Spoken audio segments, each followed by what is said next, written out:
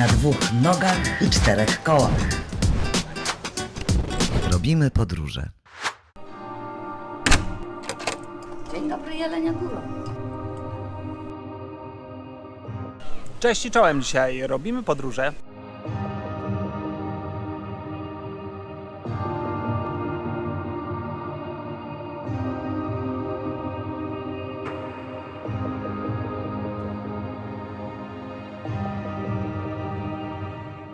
W Jeleniej Górze, a gdzie najlepiej rozpocząć przygodę z Jelenią Górą, jak nie przy bramie wjazdowej do średniowiecznego miasta. A tuż obok bramy prowadzącej do średniowiecznego miasta znajduje się kaplica Świętej Anny, która w 1514 roku została gruntownie wyremontowana i przebudowana.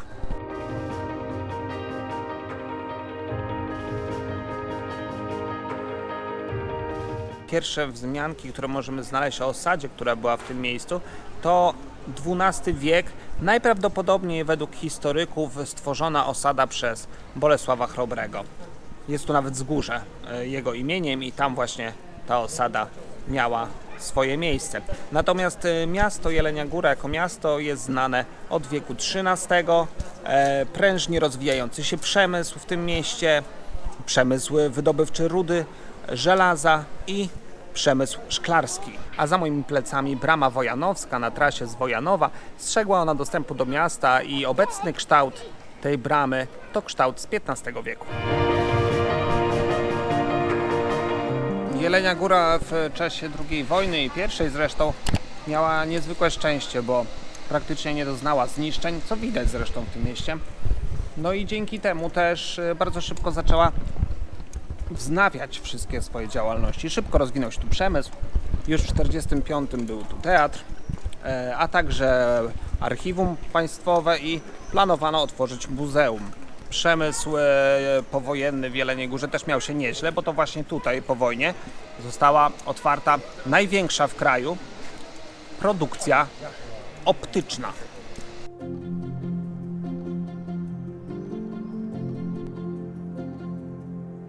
Już się tyle nagadaliśmy, a dopiero dotarliśmy na jeleniogórski rynek. I cóż na tym jeleniogórskim rynku? Tak trochę przypomina kamieniczki budnicze, jego część to jest Poznania. Jest ratusz oczywiście w centralnym punkcie. No i wokół kolorowe, bardzo ładne kamienice.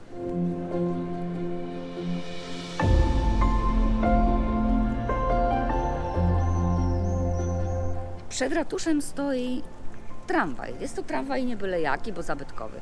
Ten tramwaj symbolizuje wszystkie tramwaje, które w XIX wieku woziły kuracjuszy właśnie stąd, z centrum Jeleniej Góry do pobliskiego uzdrowiska i term w Cieplicach. Można przypuszczać, że te wszystkie piękne kamienice, które tutaj są oryginałami raczej z czasów, kiedy je budowano, no bo skoro Jelenia Góra nie odniosła żadnych strat podczas wojen, no to chyba to jednak oryginały.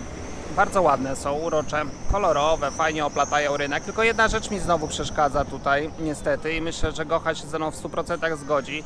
Te samochody. Ja to bym je wszystkie z rynków Starego Miasta wszędzie w Polsce i wszędzie na świecie wywalił.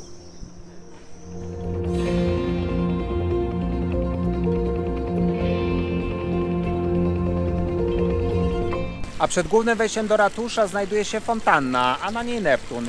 Niby kojarzony z morzem, ale w Jeleniej Górze też znalazł w sobie miejsce i trójzębem broni mieszkańców tego miasta oraz przy okazji, jak słyszycie zapewne, radośnie tryska sobie wodą.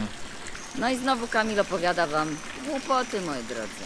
Ten Neptun jest nieprzypadkowy. Otóż powstał w XVIII wieku. Początkowo fontanna usytuowana była w jednym z podmiejskich ogrodów w Jeleniej Górze. Potem w XIX wieku przeniesiona tutaj. A co symbolizuje? Otóż fontanna z Neptunem przed jeleniogórskim ratuszem symbolizuje bogate międzynarodowe kontakty miasta. I jeszcze jedno, bo byłabym zapomniała. W Krakowie wszyscy umawiają się pod Adasiem, myśląc o pomniku Adama Mickiewicza na rynku. W Jeleniej pod Neptunem odbywają się spotkania. Wszyscy wiedzą, gdzie trzeba przyjść. No słuchajcie, jaki jeleń jest, każdy widzi. Jelenia Góra, stolica Karkonoszy. Jeleń, król puszczy, więc chyba wszystko się zgadza. Ale do rzeczy. Jeleń oczywiście jest symbolem Jeleniej Góry i ten największy stoi przed ratuszem, jest czerwony i nie trudno go zauważyć. Natomiast na Starym Mieście poukrywało się jeszcze sporo takich jelonków. Ciekawe, ile z nich uda Wam się znaleźć. Robimy podróże.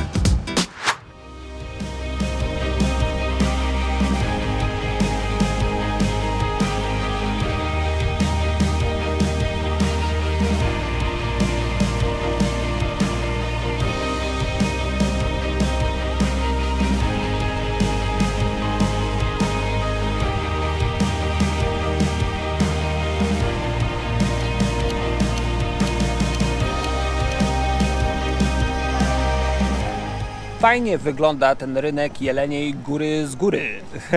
No, tak się troszkę prawie zrymowało, ale nie, ładnie to wszystko wygląda z powietrza, naprawdę. A ciekawostką, jaką przed chwilą się dowiedzieliśmy od jednego z przechodni, mieszkańca Jeleniej Góry, to, że te wszystkie kamienice tutaj wokół, które okrążają rynek, to kamienice podcieniowe, ale to akurat można było się domyślić po tych podcieniach. Natomiast fajne jest to i to ciekawe bardzo jest to, że każda z nich nosiła inne imię cechu, który w niej się znajdował.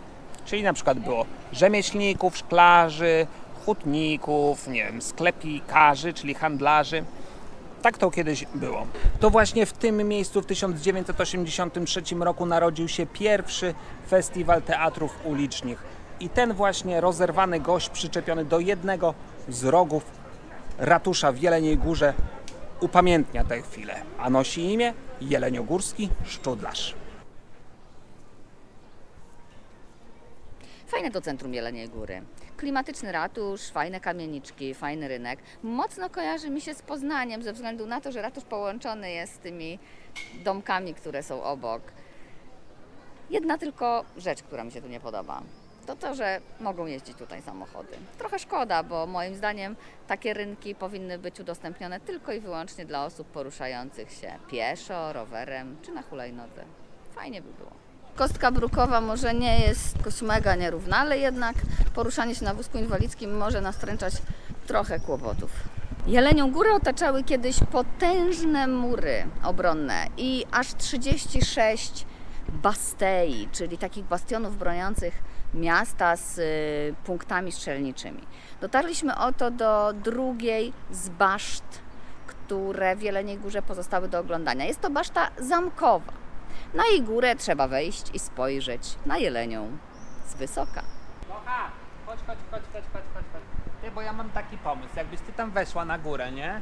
Zrzuciła mi swoje włosy, warkocz, blond na dół, a ja bym się po nim wspiął. Rozumiem, że ten dźwięk mówił nie.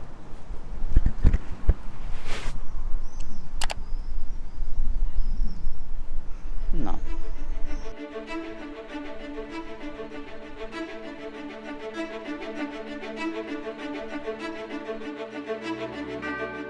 A przed Państwem majówka. Ale nie taka z grillem i z odpoczynkiem i z wolnym, tylko ulica 1 maja w Jeleniej Górze, przy której można oczywiście podziwiać kamienice, można się napić kawki, kupić książkę.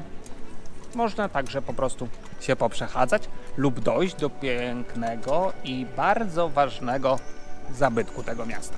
Nie znaleźliśmy się na Wall Street, a ten byk to nie symbol hossy, a jeleniogórska figura obrazująca porwanie mitologicznej Europy.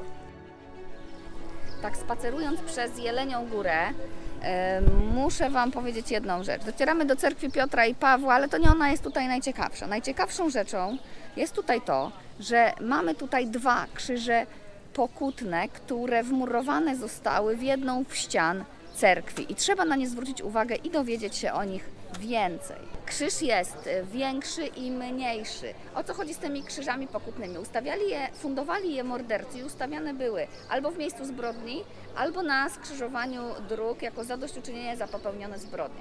Większy krzyż to prawdopodobnie krzyż po popełnionym mordzie na osobie dorosłej, natomiast ten mniejszy to jest prawdopodobnie krzyż za mord popełniony na dziecku. Co ciekawe, ja Wam to pokażę. Do dzisiaj możemy zobaczyć tutaj narzędzia zbrodni, które wyryto na nim, którymi popełniono właśnie zbrodnię.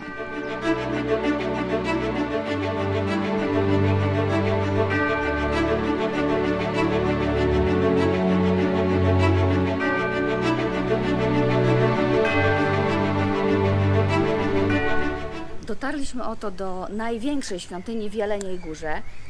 Ta świątynia pod wezwaniem podwyższenia Krzyża Świętego jest to sanktuarium i może pomieścić aż 4000 ludzi. Dacie wiarę?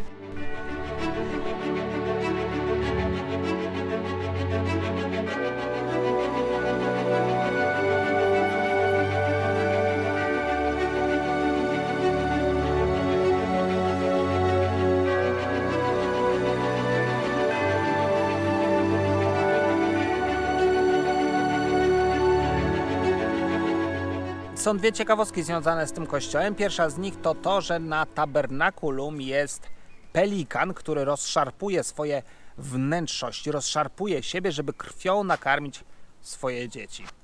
Nigdy w życiu nie widziałem czegoś podobnego w kościele. A druga ciekawostka jest taka, że to właśnie w tym kościele, na tej pięknej ambonie, ksiądz wygłaszał niegdyś kazanie. I tak wygłaszał te kazanie, że go piorun trafił. Taki rzeczywisty piorun z nieba trafił i zabił.